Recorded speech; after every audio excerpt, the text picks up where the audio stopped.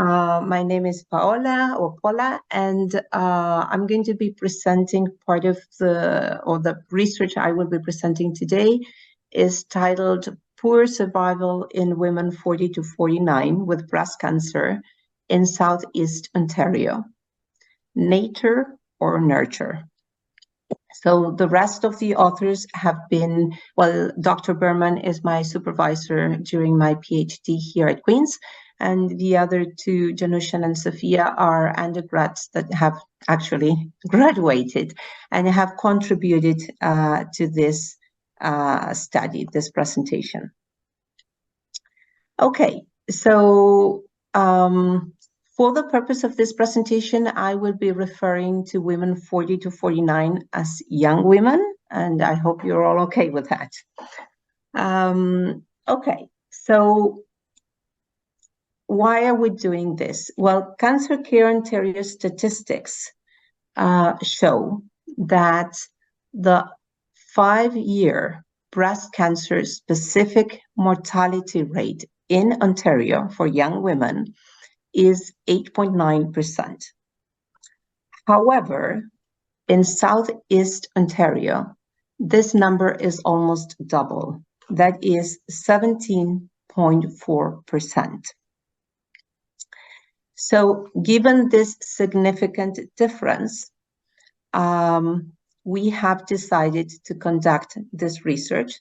And so the first purpose was to determine the rate of inherited breast cancers in women in this region within that age range.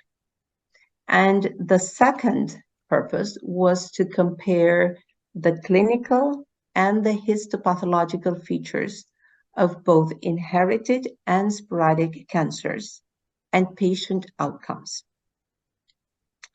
So I'm going to explain to you what we have done briefly, and then we can always expand whatever you have questions about later on.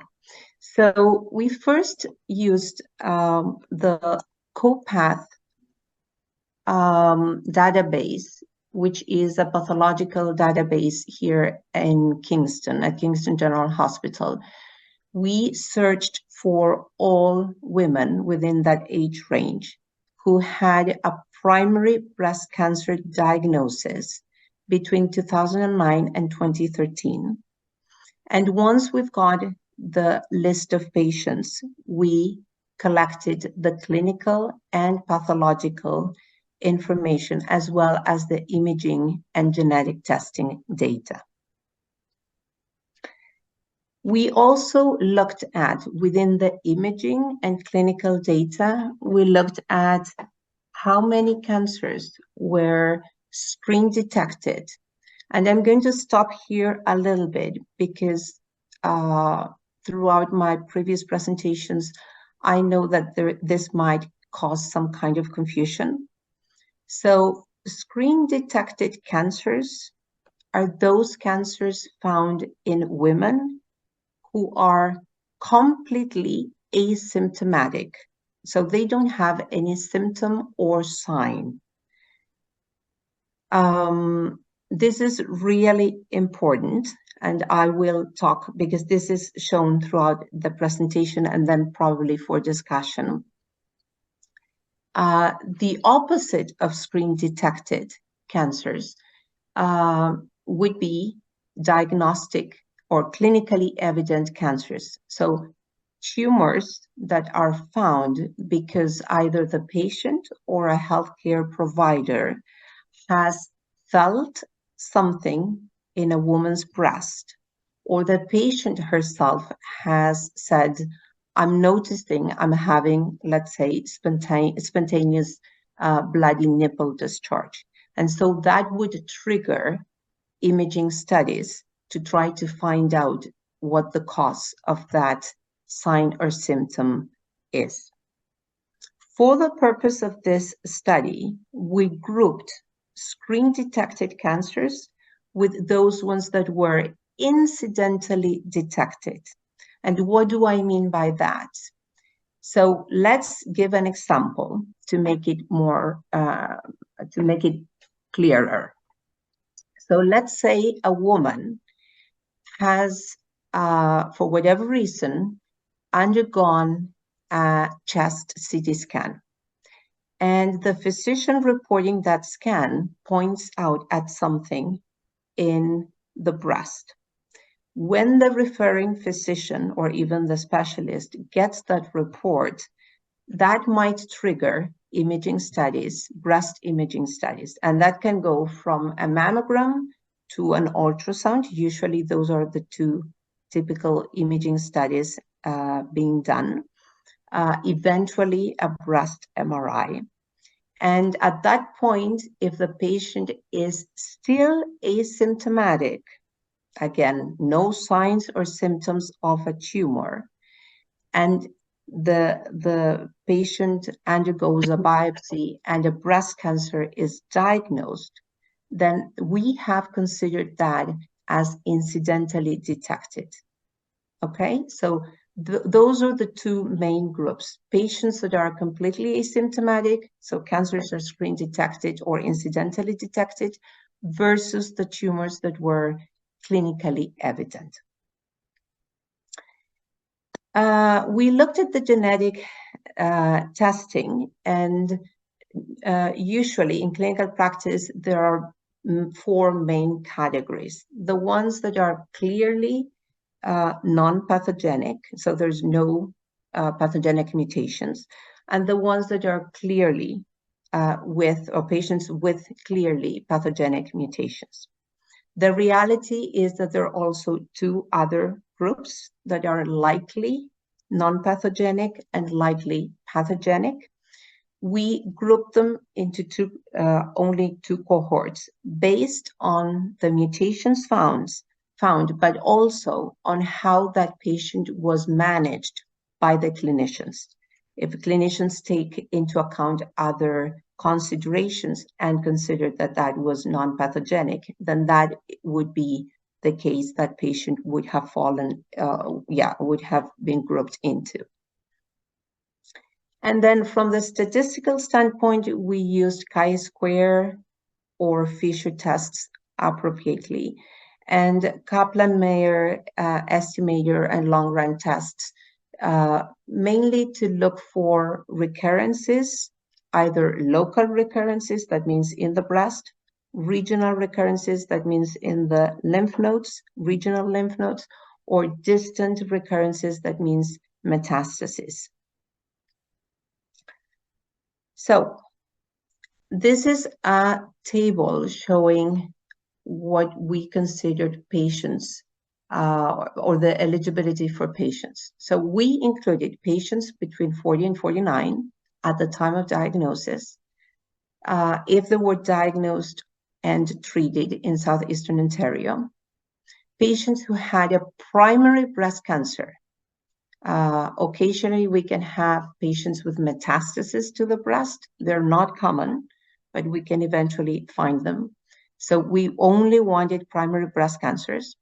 We also wanted patients with no history of breast cancer. And the time frame was 2009 and 2013. So of course we excluded male patients outside that age range, patients who have had previous primary breast cancer. If we didn't have clinical or pathological data, we did not include those ones.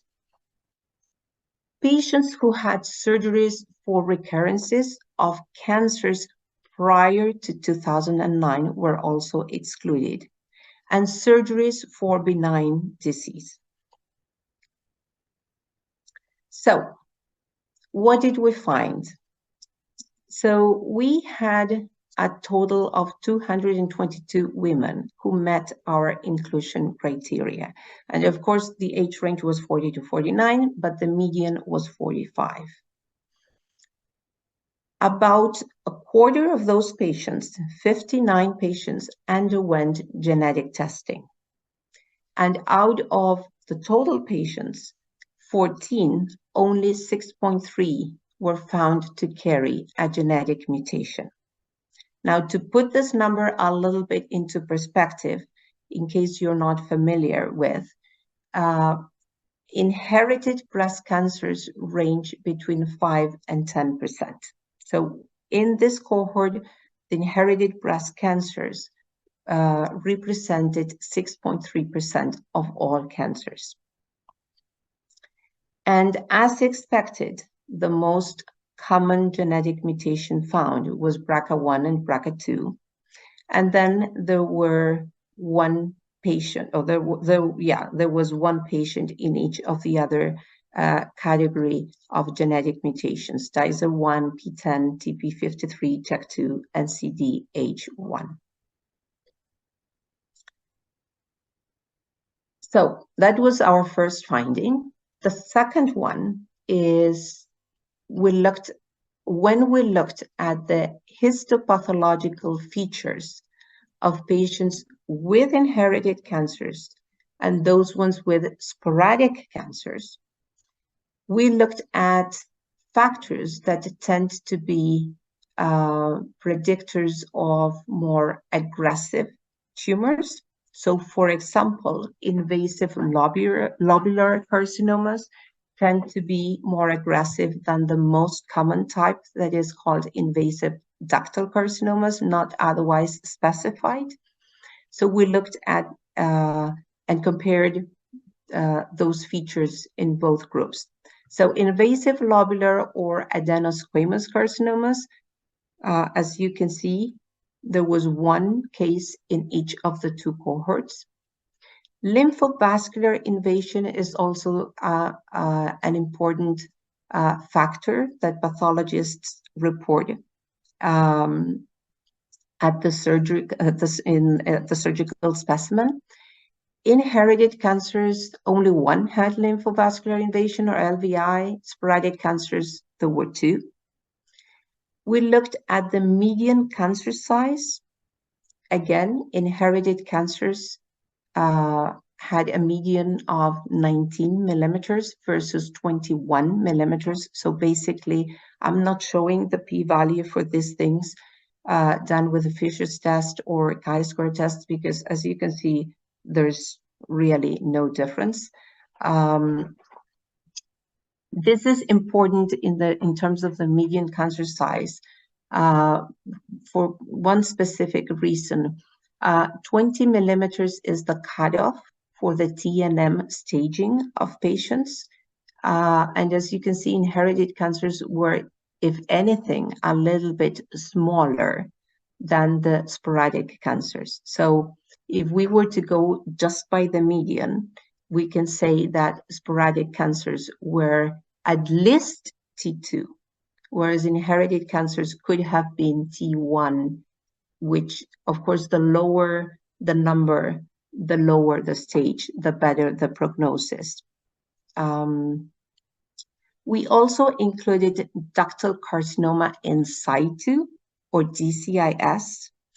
And just again, to give a very brief background, DCIS is considered a pre-invasive type of cancer.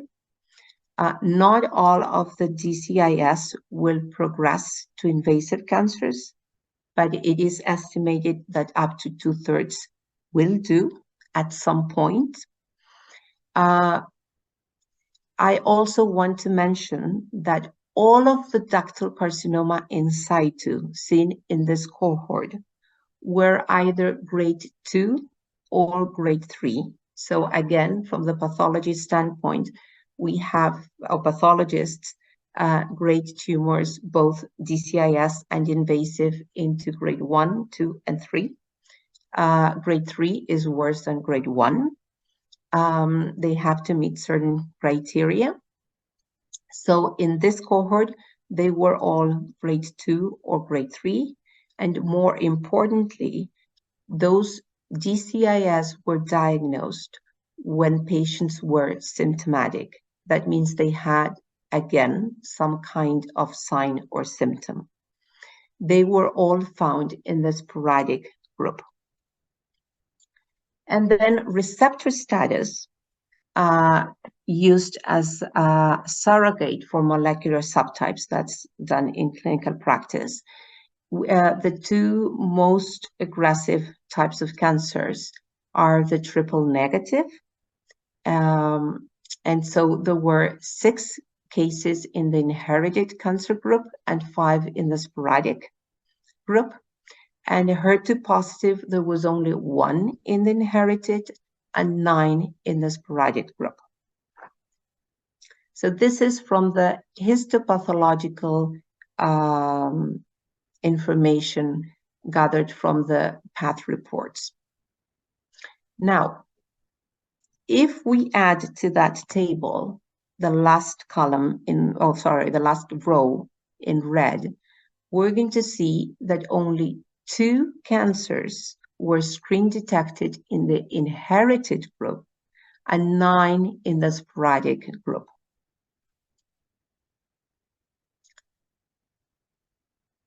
One more thing to show in terms of results was when we did the log rank tests and Kaplan-Meier curves. As you can see, the inherited breast cancer group is in red, the sporadic breast cancer group is in blue. And we followed them up. In the x-axis, we have time in years, and the y-axis free from metastasis or probability. And as you can see, the sporadic breast cancer group had more metastatic disease at some point than the inherited group. So 68% of patients with sporadic cancers had metastasis versus 31%. This p-value was not statistically significant when we set the alpha value at 0.05, but at first it's impressive that it's almost double. So from these basic results, we can say that neither metastatic disease nor aggressive features of cancers were significantly associated with inherited breast cancers, which is what we would expect usually, or what is usually seen in inherited breast cancer.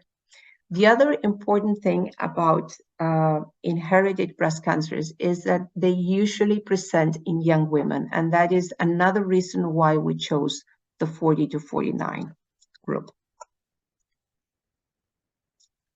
So we can conclude, first, that inherited breast cancers were found at low rates. Remember that it was about 6%, and normally the range reported is 5 to 10%. So inherited breast cancers are not a big issue here. Again, inherited cancers did not have more aggressive features than the sporadic cancers.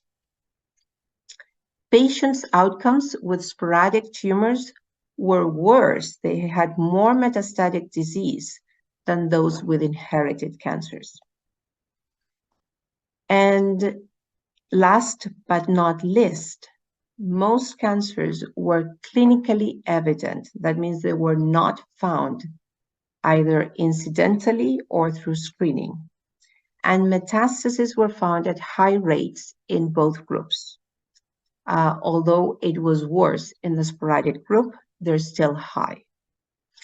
So this can be reduced through early detection. We all know that early detection decreases the intensity of the treatment and improves survival outcomes. That has been shown in many randomized controlled trials.